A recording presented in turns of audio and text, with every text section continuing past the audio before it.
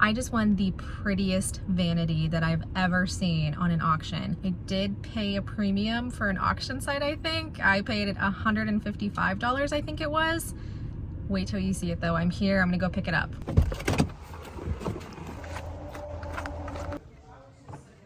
Hi, I'm picking up. Sure, what's the last name? So this is for perfect. you. Okay. I know where our dumpsters are in the park by those, and I will have somebody bring you out 42. Okay, sounds good. Okay. Thank you. So they were so fast. They even loaded it up for me, which they never do at auction sites. It's sitting back there, so I'll show it to you when I get home.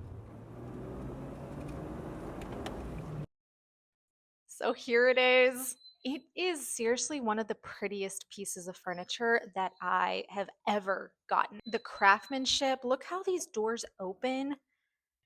Oh my gosh, it is absolutely stunning. I paid $155 for this thing. I could probably sell it for $650. Okay, we need to pause because I did a reverse Google image search after filming this and found out it was worth this much money. Wow. Now granted, this is the full set. It has the mirror and the chair with it. Absolutely stunning piece. I wish mine had the full set, but it doesn't. Maybe in a future video I can try to acquire that mirror or even make it. That's a good idea. Clearly I severely underestimated the value of this antique piece. So let's go continue preserving it. So what I'm going to do here is just clean it up because it does not need to be refinished. It's in great shape, but it does need to be cleaned up. And I'm going to be using this really cool product that cleans, buffs, it does it all. I'm going to show it to you. It smells so good too. So as we get started here, there is just the top needs to be refreshed.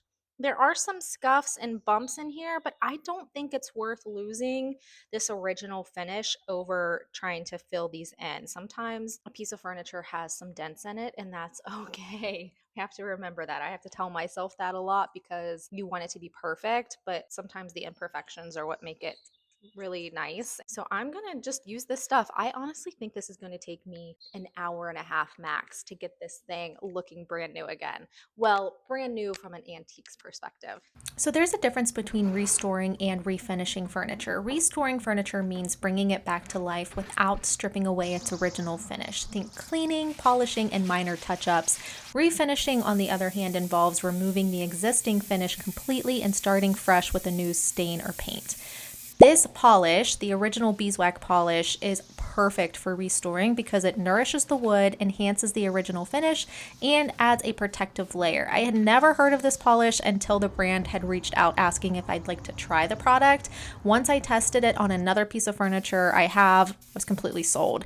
Then I posted about the video on my Instagram account, and I get this message from my mom. She was totally gatekeeping this product for me the whole time. So this might sound like an ad for this product, but it's not. They did sponsor a video on Instagram for me, but I genuinely love this product so much that I had to share it on here too, especially if you're looking for something to help restore furniture without going through a full refinishing process.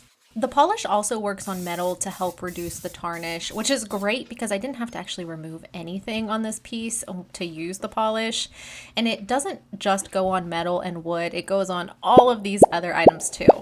But I am done talking about the polish. So the number one reason I got into a bidding war over this vanity was because of the wood grain. I've actually never owned a piece of furniture that is made from tiger oak. It's called tiger oak because of those tiger stripes that the grain makes. If you are a furniture flipper or you're just in the market for super unique pieces, make sure you're always checking your local auction sites because that's where I find 70% of the pieces I work on. My favorite sites I'll list below. Now, I'm a firm believer you can do whatever you want with the furniture that you own, but in this particular case, I think it might be a crime if you paint this wood. It's just too pretty and unique to hide under paint. I ended up sanding the inside and sides of the drawer because they were pretty beat up. I didn't take away from the overall look, but it definitely gave it a fresh feel, especially sanding the bottom of the drawer because it was just gross. I used the polish on the inside of the drawer before lining the drawer bottom with some really pretty paper. I just used peel and stick wallpaper.